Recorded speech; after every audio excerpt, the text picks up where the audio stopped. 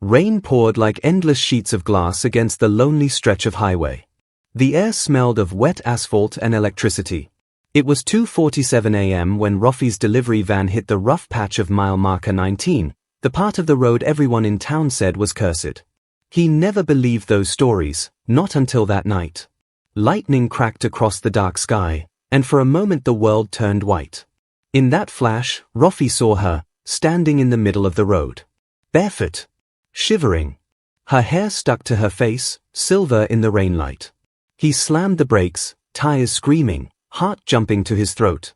The van stopped inches away from her small frame. Rofi threw the door open and ran out into the rain. "Hey! You okay?" he shouted. The girl didn't answer. She looked no older than 14, wearing nothing but a torn white dress. Her eyes, pale gray, almost glowing, stared right through him. "You shouldn't be out here," Rofi said, shrugging off his jacket. He hesitated, then pulled his work shirt over his damp undershirt and wrapped it around her shoulders. The moment the fabric touched her skin, she flinched. The shirt seemed to pulse with faint light, like it had caught some of the lightning. Rofi blinked hard, thinking his tired eyes were playing tricks. "It's okay," he said softly. "We'll get you warm." The girl whispered something, barely a sound under the rain. "Help." Rofi froze. Her voice was strange, like two voices speaking at once, one human, one mechanical, layered together. Before he could respond, the radio in his van crackled alive though he had turned it off hours ago. Static hissed, and through it, a voice said, "Subject located. Mile marker 19. Prepare retrieval." Rofi's blood ran cold. He looked around. The road was empty, no cars, no lights, no movement but rain. "Who's there?" he yelled into the storm. No reply. The girl tugged at his sleeve. "They're coming," she said, her eyes wide with a fear that felt too old for her face. "Who?" Before she could answer, the sky split open with a deep hum. Not thunder, something different, heavier, vibrating through his chest. Rofi looked up. A glowing shape was descending through the clouds, silent but alive, like liquid light folding on itself. His instinct screamed to run. He grabbed the girl's hand and pulled her toward the van. Her skin was ice cold. When he touched her, a spark jumped between them. For a split second, Rofi saw an image in his mind, a wide desert under two suns, broken towers, and something chasing her there too. He gasped and stumbled back. "What was that?" The girl didn't answer. She just whispered again, "They'll take me back." "Back where?" The glowing shape dropped lower now, no longer hidden by the storm. It wasn't an aircraft. It was smooth, silver-white, shifting shape as if it breathed. The rain slid off it in perfect streams. There was no sound except that low vibration that made Rofi's teeth ache. The van's engine sputtered as he jumped inside. He reached across the seat and pulled the girl in. "Hold on," he said. The ignition clicked, once, twice, then roared to life. He slammed the gas pedal, tires splashing through deep puddles as they shot down the highway. In the rearview mirror, the light followed. Not flying exactly, more like gliding, keeping perfect distance. Rofi's phone buzzed in the cup holder. No signal, no service, but the screen lit up anyway. One message appeared across it, glowing white letters on black. "Return her." He threw the phone down, breath heavy. "Who are you?" he shouted, not sure if he meant the girl or the thing behind them. She pressed her hand against the window. Raindrops bent away from her touch, sliding off as though scared to touch her skin. "You gave me warmth," she whispered. "That makes you part of it now." "Part of what?" Rofi's voice cracked. He looked at her, her eyes reflecting the light chasing them. "Part of the choice." The highway lights flickered, one by one, as if the storm were following them too. Every light behind them turned off. Ahead, darkness. Rofi clenched the wheel tighter. "Hold on." The van hit another patch of uneven road, bouncing hard. The girl didn't scream. She only turned and looked back. Her expression shifted, calm, almost sad.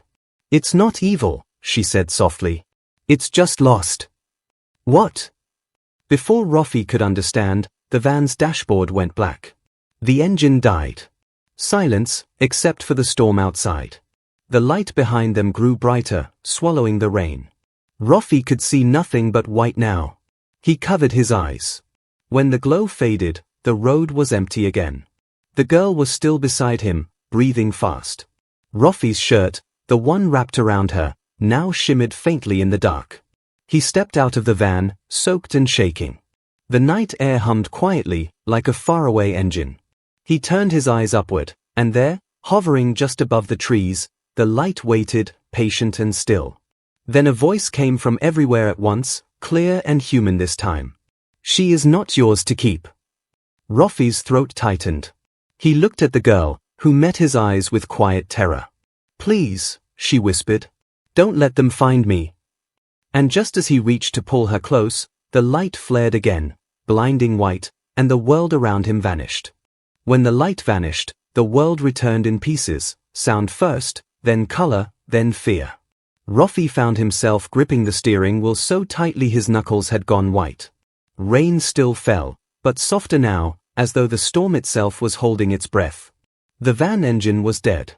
The headlights flickered weakly, casting thin beams over the empty highway.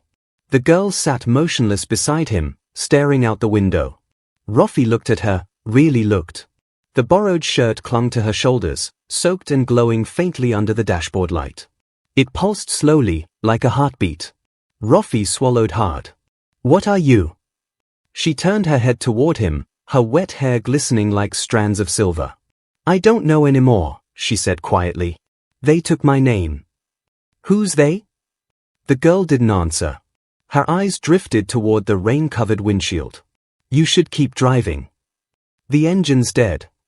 She raised her hand, and for a moment, the pulse from the glowing shirt matched the flicker of the headlights. Then, click. The dashboard lights came back to life. The van started on its own. Roffey's heart skipped a beat. He stared at her, stunned. "How did you?" The girl only said, "We don't have time." Without another word, Roffey shifted the van into gear and began driving down the slick road. The windshield wipers squeaked with each pass, clearing streaks of rain. The radio was still off, but faint static buzzed through the speakers. The pattern wasn't random, 3 long bursts, 1 short, then 2 more. It repeated again and again. Tap, tap, tap. "What is that?" Roffey muttered. "It's them," the girl said. Her voice trembled. "They're calling to the shirt." Roffey glanced at the glowing fabric around her shoulders. "That shirt?" She nodded. "It carries a code now. When you gave it to me, it bonded." "Bonded?" Roffey's voice rose. "Look, I'm just a driver. I don't know what any of this means." "You helped me," she said softly. "That makes you part of the pattern." Roffey shook his head. No, I didn't sign up for this." The radio hissed louder, interrupting him. A voice came through the static, low, distorted, and too calm. "Driver Roffey Malik. Stop the vehicle. Return the subject. You are in violation of Containment Law 77. Roffey froze. His name. They knew his name. He reached for the dial and yanked the radio plug out. The van fell silent again except for the rain. "Containment law," he whispered. "What is this?" The girl hugged her knees to her chest. "It's not law for you. It's theirs." "You mean?" "Not from here," she said before he could finish. Her voice cracked on the last word. Lightning flashed across the sky, and for a second, her reflection shimmered in the glass, not quite human. Her pupils stretched thin like threads of light, and faint markings glowed under her skin near her collarbone. Roffey gripped the wheel tighter. His mind raced between fear and disbelief. "You're telling me you're an alien?" She didn't answer. She just looked at him with a sadness too deep for her small face. The van's GPS blinked to life suddenly. The map showed a red dot following them from behind, moving fast. "Is that them?" Roffey asked. She nodded. "They don't stop. Then we won't either." He pressed the gas pedal harder. The van roared down the highway, rain spraying in long streaks. The girl closed her eyes. The glow under the shirt brightened, pulsing faster now. The radio, though unplugged, started making noise again, beeps and hums that matched the light's rhythm. Outside, the traffic lights began to flicker as they passed through an intersection. Red. Green. Red again. Over and over, in a strange pattern. Roffy frowned. Why are the lights doing that? It's a message, the girl said. They're closing the road. She turned suddenly, fear flashing in her silver eyes. Roffy, take the next turn. He didn't think, he just turned. The van skidded onto a narrow side road leading into the woods. The tires splashed through muddy puddles as the trees closed in on both sides. Behind them, a faint blue light sliced through the rain, following fast. Who are they? Roffy shouted. They are hunters, she said. But not from where I came. They found the gate. They use us. Roffy's hands trembled on the steering wheel. Use you how? Before she could answer, his phone buzzed again in the cup holder. The screen glowed even though it had been dead for hours. A message appeared. Return her now or lose the road. Then the phone went black. Roffy's breath quickened. They're watching us. The girl's voice broke. They're not watching, they're inside everything. Suddenly, every street light on the road ahead turned red. Not flashing, glowing solid red like burning coals. The van slowed on its own, the pedal stiff under Roffy's foot. Drive, the girl cried. I'm trying. The red lights grew brighter, merging into one long beam that cut across the road like a wall. Roffy gritted his teeth and pushed harder, but the van's wheels locked. The engine sputtered and died again. The girl grabbed his hand. Close your eyes. What? Now. He did. The light outside turned white-hot, filling the van. The air buzzed, and a deep hum shook the earth. Then, silence. When Roffy opened his eyes, they were somewhere else. The road was gone. The van was parked beside a silent cornfield under a strange violet sky. The rain had stopped. The girl looked at him, her eyes wide and wet. They moved the road. What do you mean, moved it? They are changing the map. We're not supposed to be here anymore. Roffy stared out the window, heart pounding. The fields were glowing faintly, every stalk of corn shimmering with silver light. In the distance, something hummed again, deeper this time, closer. He turned back to her. We need to go. The girl looked at the shirt, still pulsing between them. It's not just a shirt anymore, she whispered. It's a signal. And it's calling something else. Roffy looked out into the glowing field. The humming grew louder. Something else, he repeated. The girl nodded slowly.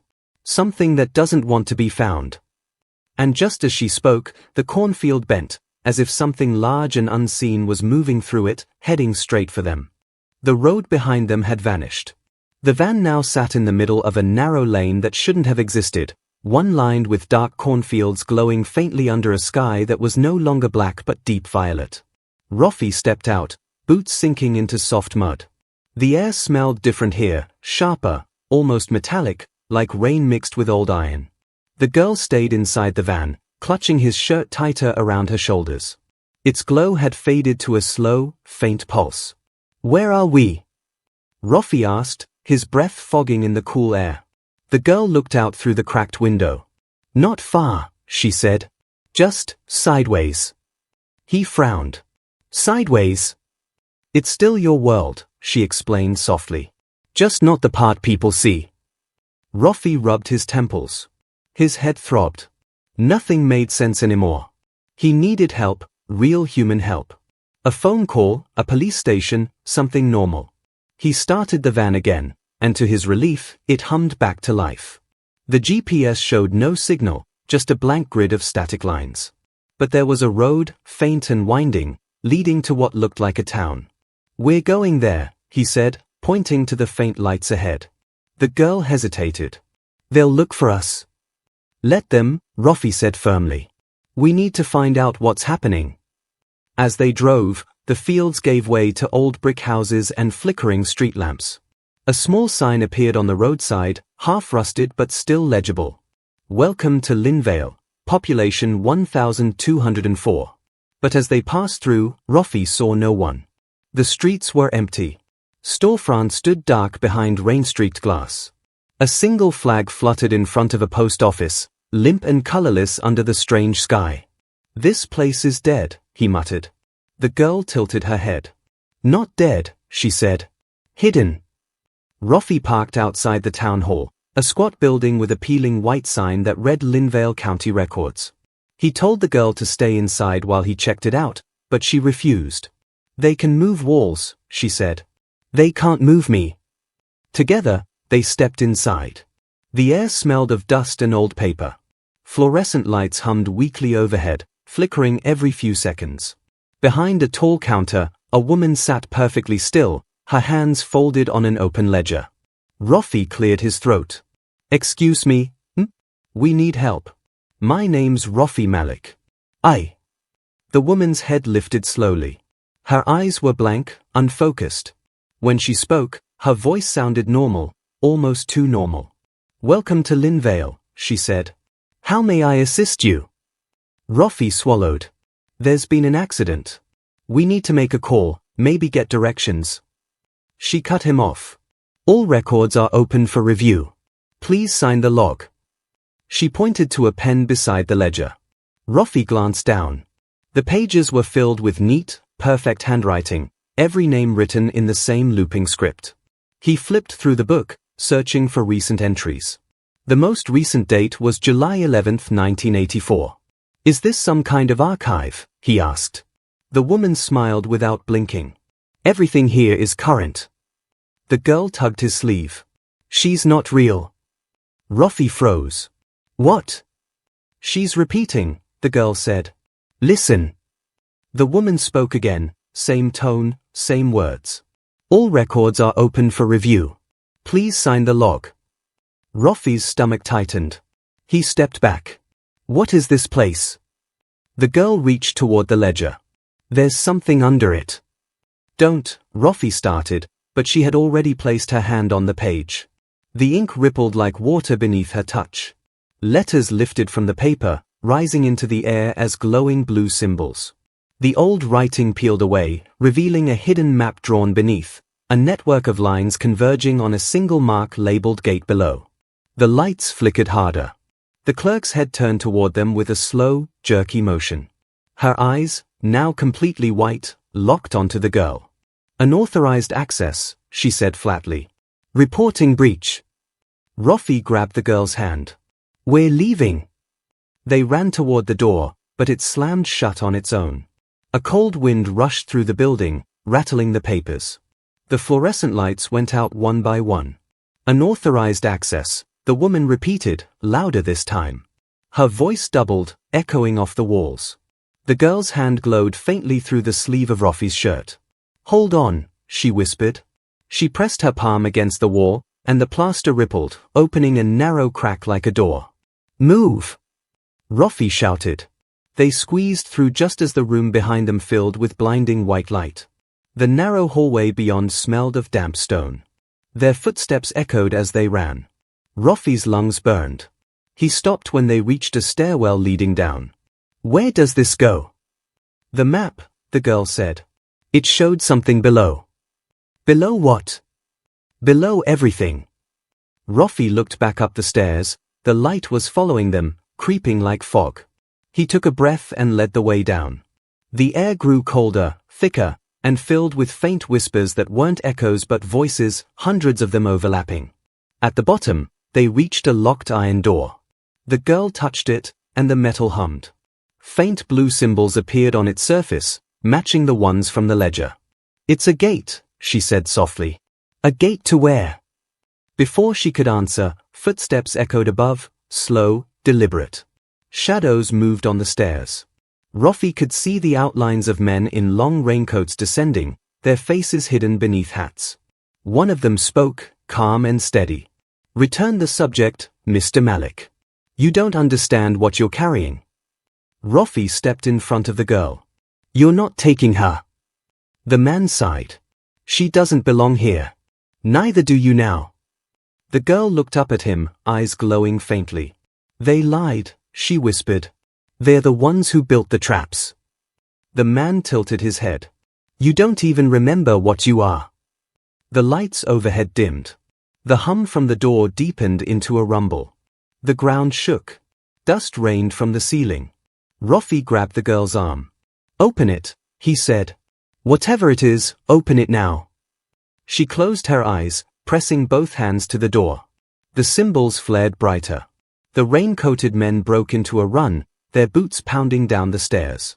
Then the door burst open, not outward but inward, revealing a vast black chamber pulsing with blue light. The air roared like the inside of a storm. The girl turned to Rofi. This is where it began. And before he could stop her, she stepped through the glowing doorway.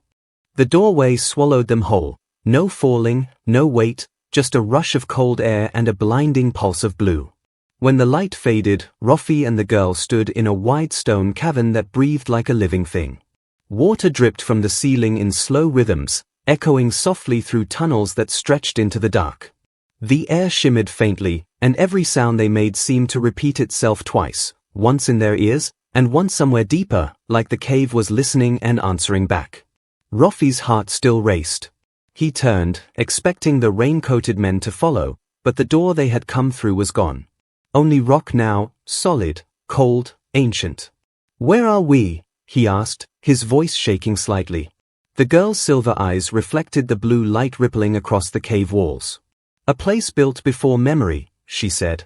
"It was meant to hide us, not trap us." "Hide you from what?" She didn't answer right away. She took a few steps forward, her bare feet silent on the damp ground. The faint glow from Rofi's shirt, still wrapped around her shoulders, seemed to guide her like a lantern. Rofi followed cautiously. "You said this was where it began. What did you mean?" The girl knelt near a pool of still water. "Everything that lives leaves an echo," she said. "Even thoughts. This place holds them." Rofi crouched beside her and looked into the water. His reflection rippled, then changed. For a split second, it wasn't his face staring back but a version of him older, worn, eyes hollow. He stumbled backward, breathing fast. "What was that?" "An echo," she whispered. "Of what you could become." The sound of her voice bounced off the walls, layering softly until the words became 1,000 quiet murmurs repeating in the dark. Rofi shivered. "Why are you showing me this?" he asked. "I'm not," she said. "The cave shows what it remembers." As they moved deeper, the walls began to glow faintly, veins of light running through the rock like circuitry under skin. Strange carvings appeared, spirals, handprints, and shapes that looked like stars connected by thin lines. One section showed figures stepping through gates of light, leaving their bodies behind. Rofi reached out to touch the carvings. They were warm. "You came from here, didn't you?" She nodded. "My people did. Long before your kind learned to draw the sky." Rofi stared at her. "You mean?" "We were travelers," she said. "We helped lost worlds connect. But we trusted the wrong ones. Some used our gates to take, not to give." Rofi's mind spun. "The men in raincoats, they're the wrong ones, aren't they?" She looked away. "They learned from us. Then they tried to erase us." The ground trembled faintly beneath them. A low hum began to build, echoing through the cave like the breath of something waking up. The blue light along the walls flickered, and a new symbol appeared, a circle with a line cutting through it, glowing brighter than the rest. The girl's voice trembled. "It's calling the others." "Others?" Rofi turned in a slow circle. "You mean?" Before he could finish, the hum turned into a vibration so deep it rattled his bones. The cave's water rippled violently, and a faint beam of light shot upward from the pool, forming into a misty shape, tall, humanoid, and faintly transparent. It had no face, only shifting light where eyes should be. Rofi froze. "What is that?" "It's an echo of one of them," she whispered. "A guardian left behind." The figure tilted its head, the light within it flickering faster. Then a voice, calm and layered, filled the cavern. An authorized signature detected. "Identify carrier." Rofi looked at the girl. "It's talking to you." "No," she said, her voice cracking. "It's talking to you." Rofi's pulse spiked. "Me? Why me?" "You gave the shirt," she said. "The moment you gave warmth, you became the carrier." The figure turned toward him now. The light pulsed once, then again.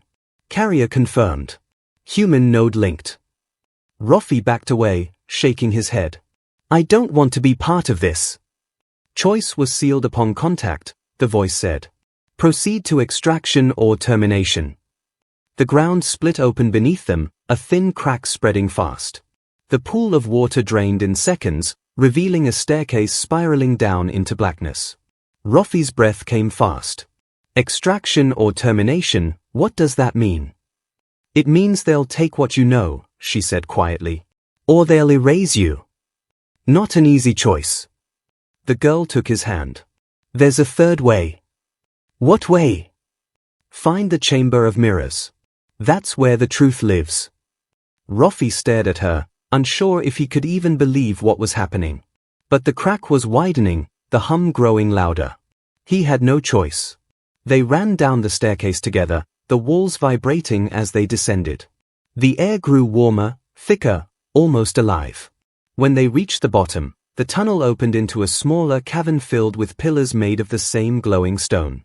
In the center stood a pool, perfectly still, reflecting not their faces but hundreds of others.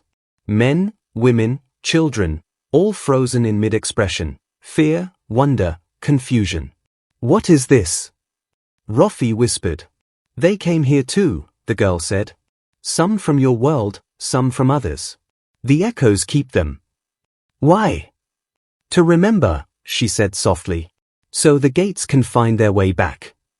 Rofi's reflection in the water began to move differently from him, its mouth opening on its own.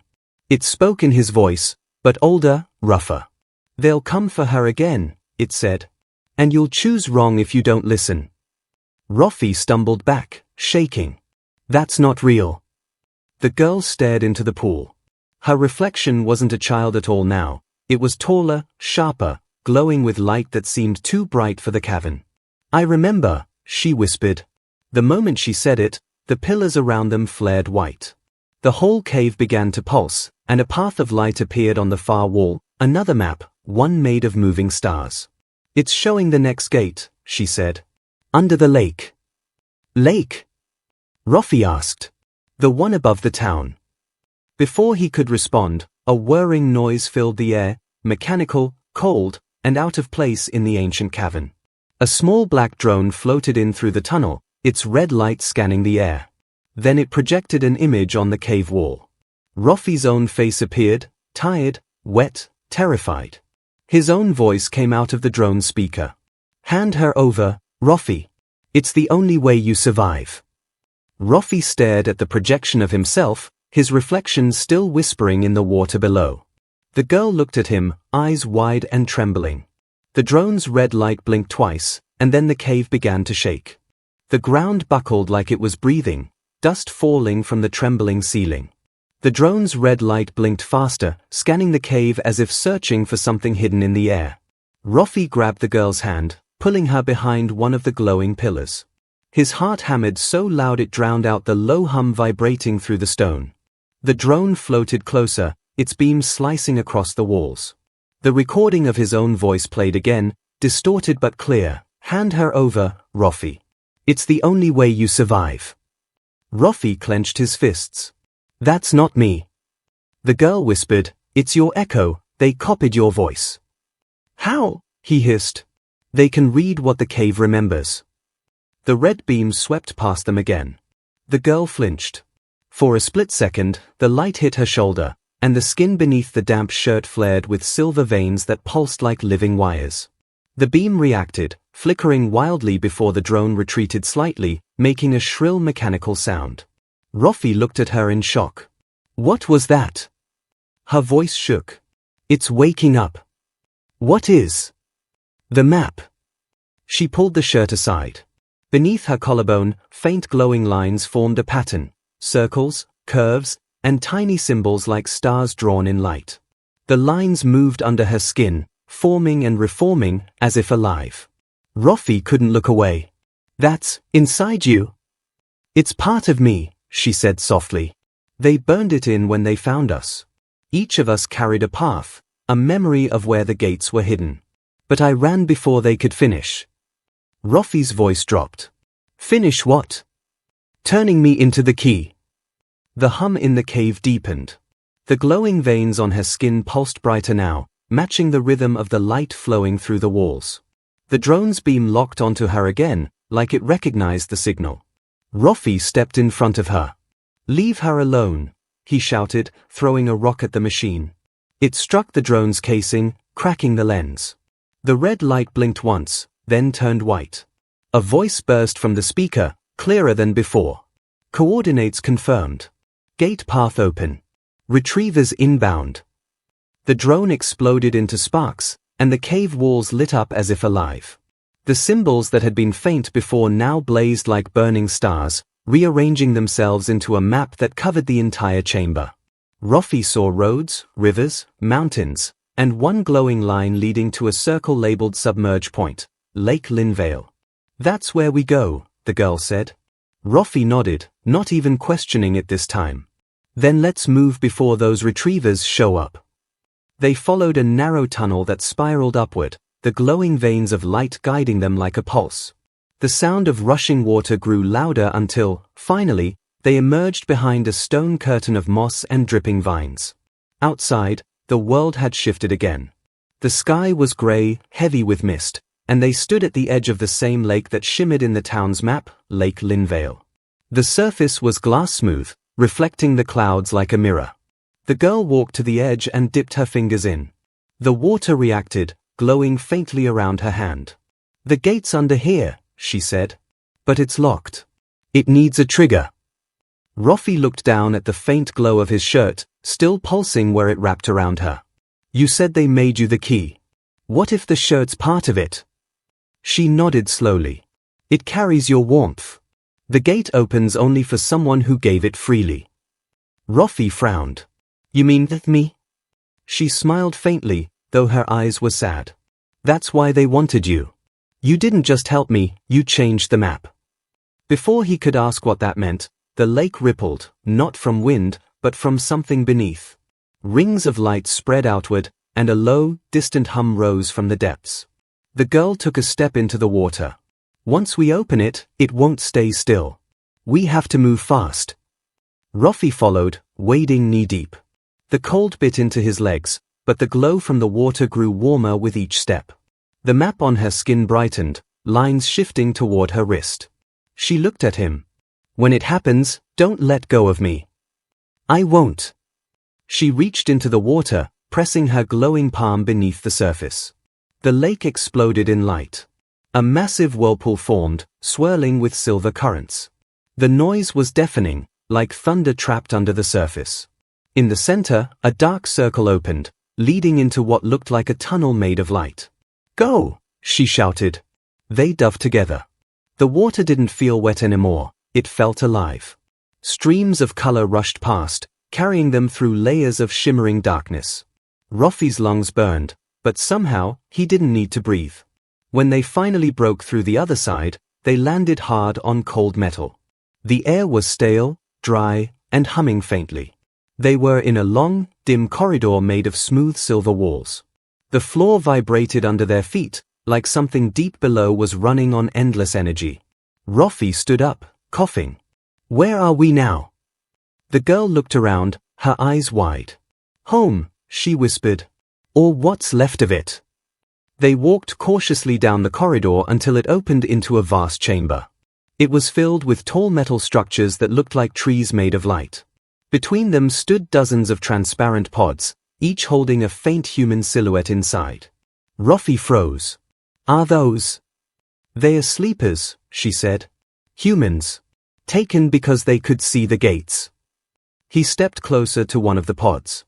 Inside was a young boy, maybe 12, his hands pressed against the glass as if mid-motion. His face was calm, peaceful, too still. Rofi wiped the fog from the glass, and his stomach dropped. He knew that face.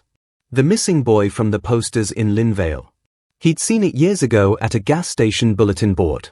That's Jason Carter, he whispered. He vanished 5 years ago. The girl nodded. They called us guides. The ones who could see between places. Rofi stared at the boy, his heart aching. So they've been using you, all of you, to find more gates. She looked down, tears mixing with the faint glow of her skin. They said it was to protect the world. But it was never protection. It was control. One of the pods near the far wall flickered suddenly. The metal tree beside it pulsed in sync with the glow under her skin. Ruffy pointed. "What's happening?" The girl's voice trembled. "Someone's waking up." The pod hissed open, steam curling into the air. A young man lay inside, his eyes snapping open with a sharp gasp. He looked around wildly before locking onto Ruffy.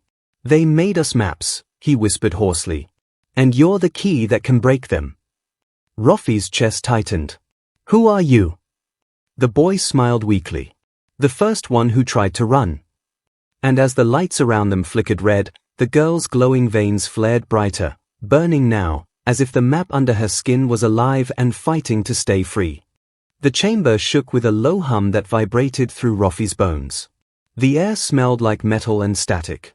The newly awakened boy stumbled from the pod, his skin pale and slick with frost. Ruffy caught him before he fell. His touch was ice cold. "Easy," Ruffy said. "You're okay now." The boy blinked rapidly, his pupils adjusting to the dim light. "No one's okay in here," he whispered.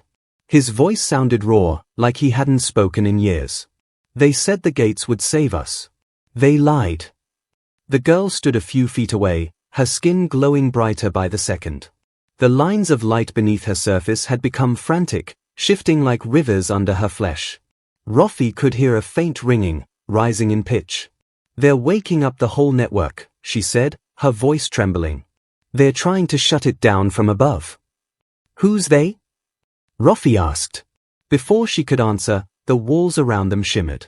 A row of tall, dark figures appeared at the far end of the chamber, the men in raincoats. Their reflections stretched unnaturally across the polished floor. Between them walked a woman in a grey suit, her hair pinned back, her expression calm. She carried no weapon, but her presence filled the room with quiet authority. "Ruffy Malik," she said, her tone smooth, almost kind. "You've made quite a mess." Ruffy moved closer to the girl instinctively. "Who are you?" She smiled faintly. "Someone trying to clean up what was left behind. You have something that doesn't belong to you." Her eyes flicked to the girl. "Or rather, someone." "You mean her?" Ruffy snapped. "She's not a thing." The woman tilted her head. "We don't think of her that way. She's a conduit, the last functioning link between worlds. But if she stays active, this facility will collapse. Every map, every gate, every connection will flood the surface. Billions of lives would fracture. I'm trying to prevent that." The boy beside Ruffy coughed weakly. "She's lying," he rasped. "They built this place to control the gates, not close them. They harvest what's left of us to find more." The woman sighed, almost pitying. "You were a child when they took you, Jason. You remember the pain but not the purpose." She looked back at Ruffy. "Here's my offer. Return the girl, and I'll release him. Both of you can leave alive. The road will reopen, and you'll forget all of this." Ruffy's throat tightened. "You can't erase what I've seen." She took a slow step forward. "I can. And you'll thank me for it." The girl spoke suddenly, her voice small but firm. "You can't close what was never yours." The woman's expression hardened. "You don't belong here. You were made to guide, not to choose." "I'm choosing now," the girl said. The glow under her skin intensified, filling the chamber with light. The metal trees began to hum louder, their roots pulsing in rhythm with her heartbeat. The pods flickered, one by one, as if responding to her signal. The air shimmered with energy. The woman frowned. "You don't know what you're doing." Ruffy stepped between them. "She knows enough." The woman gestured with her hand. The men in raincoats moved forward in unison. But as they did, the boy, Jason, raised his trembling arm and pressed his palm against one of the metal trees. Instantly, the lights changed. Red symbols appeared on the floor beneath the woman's feet. "Ruffy," he said hoarsely, "they can't survive outside this layer. If you break the field, they'll vanish." "How?" Ruffy asked. "The shirt," Jason said. It's part of the code. It's the only thing still pure. Rofi looked at the shirt wrapped around the girl. Its glow was now blinding, pulsing like a heart. The woman took another step forward, her voice sharpening. Think carefully, Mr. Malik. That light isn't saving you, it's rewriting you. Once you open that gate, you'll never be human again. Rofi stared at her, then at the girl, then at Jason. He could feel the hum rising beneath his feet, like the earth itself was waiting for his decision. I don't care, he said quietly. No one deserves to be caged. The woman's eyes narrowed. Then you'll drown with her. She raised her hand, and the chamber alarm screamed to life. The walls flashed red. A voice echoed overhead, mechanical and calm. Facility purge initiated. Flood sequence commencing in 60 seconds. The ground lurched violently. Water began to pour through the ceiling vents, spraying in cold torrents. The metal trees sparked, their glowing veins turning blue-white. Jason staggered toward another pod, his voice weak. There's a passage beneath the roots. It leads out. You can make it. What about you? Rofi shouted. Jason smiled faintly. I've been lost too long to go back. Before Rofi could argue, the floor cracked open, revealing a narrow tunnel lit by flickering light. The girl grabbed his hand. We have to go. They ran, the water rising fast around their legs. The sound of rushing floods echoed behind them, chasing them through the metallic corridors. Sparks rained from the ceiling. Rofi's lungs burned, but he didn't stop. As they reached the tunnel's end, a massive blast rocked the facility. A wall of water roared down the corridor. The girl turned, pressing her glowing hands against the metal door. It's locked, Rofi yelled. It needs a signal, she said. Your warmth opened the first one, it can open this too. Rofi ripped the shirt from her shoulders, wringing it out, and pressed it against the glowing lock. The fabric shimmered, turning pure white. The metal door shuddered, then burst open with a blinding flash. They dove through just as the flood hit. When Rofi opened his eyes again, he was lying on wet grass, coughing up water. Dawn was breaking, pale orange light spilling over the horizon. The girl lay beside him, motionless but breathing. The shirt lay between them, glowing faintly like an ember fading in the morning air. He looked around. The lake was behind them, calm again, its surface smooth and silent. But far in the distance, faint shapes moved beneath it, shifting, alive. The girl stirred and sat up slowly. Her glow had faded, leaving only the faint silver in her eyes. You saved me, she whispered. Rofi shook his head. You saved all of us. She smiled softly. Not all. From across the lake, a faint voice carried through the mist, the woman's voice, cold and distant. You can run, Rofi. But the gates never stay closed for long. Rofi clenched the fading shirt in his hands, watching as the light inside it dimmed, then went still. The sun rose higher, turning the mist gold. The world looked peaceful again, but the silence was heavy, as if something beneath it was holding its breath. He looked at the girl, who was staring at the horizon. What happens now? He asked. She met his eyes, her expression unreadable. Now, she said softly, we wait for the others to wake up. The sun rose weakly through the fog, its light washing over the silent lake. Mist curled across the surface like a sleeping creature's breath. Rofi stood at the edge, barefoot, soaked, the torn shirt still glowing faintly in his hands. The girl stood beside him, her silver eyes watching the ripples form and fade. The world was too quiet, like everything was holding its breath after a long scream. They had survived the flood. The facility beneath them, the metallic world of pods, gates, and stolen souls, was gone. But as Rofi stared into the lake, he felt no victory. Only the uneasy feeling that something unfinished still waited below. The girl turned to him. They're still moving down there, she said softly. The ones who slept. The ones who never woke. Rofi followed her gaze. Beneath the calm water, faint shadows drifted, silhouettes of people floating in slow motion. Can we save them? He asked. She shook her head. Not yet. The path isn't stable. The purge broke the first layer, but it didn't close it. Rofi rubbed his tired eyes. So it's still open? She nodded. Between both worlds. A soft wind stirred the grass. The morning light flickered strangely, as if passing through something invisible. Rofi glanced up and saw a faint shimmer in the sky, a distortion like heat rising from asphalt. The same hum he'd felt before began to build again, low and rhythmic. "They're coming back," he said.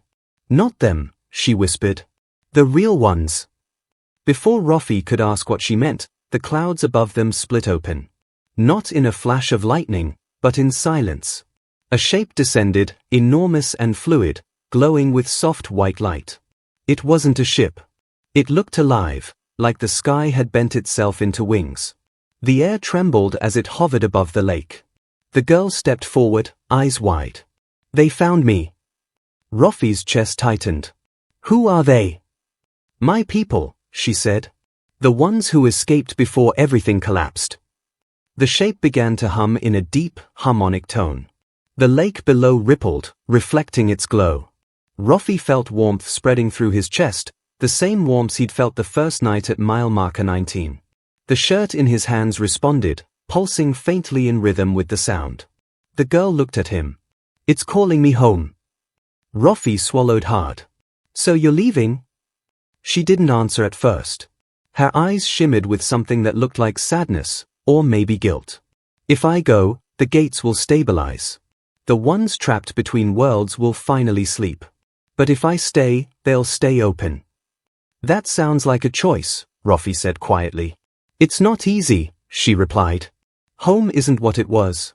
There's nothing left there but memory." He looked out at the glowing shape hovering above the water. "Then maybe your home isn't there anymore." The hum deepened, and the ground under their feet began to vibrate. The girl stepped closer to him, the last traces of light fading beneath her skin. "You don't understand," she said softly. "When you gave me that shirt, when you gave me warmth, it changed the pattern. You became part of the gate. You carry the key now." Rofi blinked. "What are you talking about?" "You opened what no one else could," she said. "And now, you can open it again." He shook his head. "I don't want to open anything." "You might have to," she said. "For them." She gestured toward the lake, where the faint shapes of trapped souls drifted in the depths.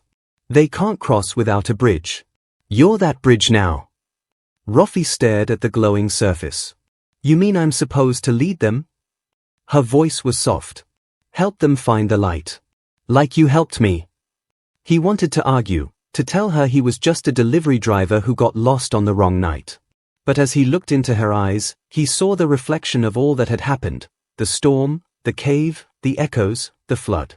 He'd already crossed too many lines to pretend he was just human anymore. "What happens to me if I do it?" he asked. "You'll change," she said.